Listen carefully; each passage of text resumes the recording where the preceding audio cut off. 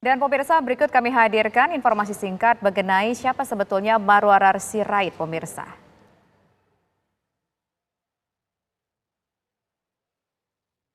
Marwarar Sirait terlahir di Medan 23 Desember 1969 dengan pendidikan terakhir. Ini adalah di FISIP Universitas Parahyangan, Bandung. Diketahui Marwarar ini sudah waktu yang cukup lama bergabung di PDI Perjuangan dan dia juga merupakan salah satu putra dari politisi PDI Perjuangan. Karir yang dijalankan Marwarar selama tentunya saja ketika masih bergabung di PDIP adalah merupakan anggota Dewan Penasehat PPPBSI tahun 2020 hingga sekarang 2024, kemudian anggota DPR RI fraksi PDIP dari 2004 hingga 2019, Ketua DPP Bidang Pemuda, Mahasiswa dan Olahraga PDIP dari tahun 2005 hingga 2010, kemudian Bendahara DPD PDIP Jabar dari tahun 2000 hingga 2005.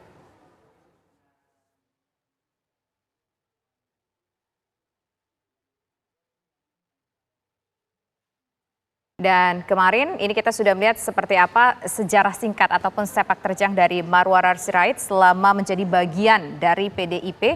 Hingga kemarin akhirnya ada informasi pemirsa dan kita juga saksikan informasinya gambarnya tadi ketika Marwarar Sirait pemirsa menyerahkan kartu keanggotaan PDIP-nya kepada PDIP dan menyatakan bahwa sudah tidak lagi menjadi bagian dari keluarga besar PDIP. Iya, dan itu menandakan ada satu persatu loyalis Joko Widodo yang akhirnya hengkang dari PDI Perjuangan menjelang pelaksanaan pemilu presiden 14 Februari mendatang. Nah, elit politik PDI Perjuangan Marwarar Sirait mengaku telah berkontemplasi lama sebelum akhirnya memutuskan untuk keluar dari PDIP.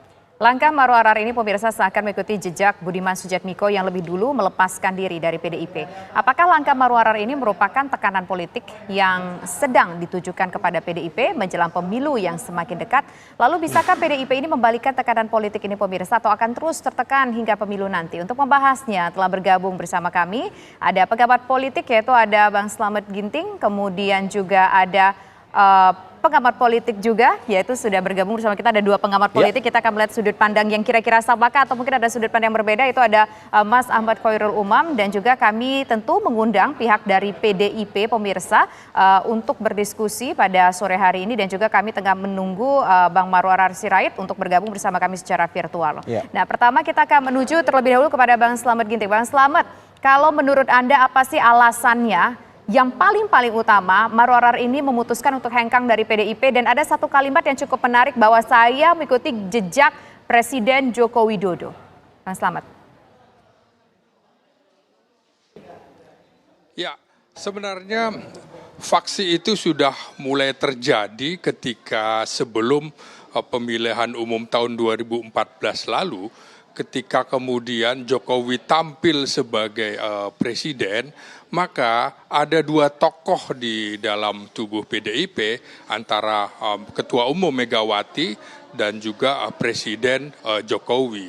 Nah, kalau kita bicara tentang teori loyalitas politik dari Hirschman, itu berbicara tentang perilaku aktor politik yang satu dengan aktor politik yang lain, yang itu diikat oleh solidaritas sosial politik, kemudian ikatan batin, juga kesamaan dalam organisasi sosial politik. Nah, di situ kemudian tidak boleh ada loyalitas ganda. Ketika kemudian Jokowi tampil sebagai presiden pada tahun 2014, maka ada kecenderungan tidak boleh ada dua matahari kembar di sini. Nah, disitulah kita bisa melihat bahwa pada saat pengumuman calon menteri di istana, itu bisa kelihatan bahwa bisa terlihat Marwarar Sirait adalah masuk dalam daftar nama menteri, tapi kemudian ternyata tidak disetujui dan itu yang beredar bahwa ternyata Megawati tidak menyetujui Marwarar Sirait menjadi menteri. Waktu itu desas-desusnya adalah menjadi Menkominfo yang kemudian diumumkan justru Rudiantara. Bahkan kemudian setelah tidak jadi menteri itu pada hari itu juga Marwarar Sirait ingin bertemu dengan Ketua Umum PDIP Megawati Soekarno Putri, tapi itu kemudian tidak terjadi, artinya Megawati tidak bersedia menemui Marwarar Sirait. Nah, disinilah terlihat bahwa Megawati melihat bahwa loyalitas Marwarar Sirait itu melakukan loyalitas ganda, bahkan lebih cenderung patuh pada Presiden Jokowi. Ini yang membuat saya pikir PDIP akhirnya memutuskan bahwa posisi Marwarar Sirait ini harus dievaluasi, dan kita tahu kemudian dalam perkembangannya juga Marwarar Sirait pada 2019 misalnya tidak lagi ditempatkan di Dapil 9 di mana dia berhasil menjadi anggota DPR RI dari fraksi PDIP, dipindahkan ke Dapil 3 yaitu wilayah Kota Bogor dan Cianjur. Dia kalah oleh Diah Pitaloka. Di sini kemudian sudah terlihat bahwa ada kekecewaan dari Marwarar Sirait dan juga kekecewaan dari pimpinan PDIP. Saya kira memang di sini sudah terjadi dinamika yang luar biasa. Kelihatan kan pada saat izin mengundurkan diri, Marwarar Sirait bilang bahwa dia akan mengikuti jejak Jokowi, begitu. Baik.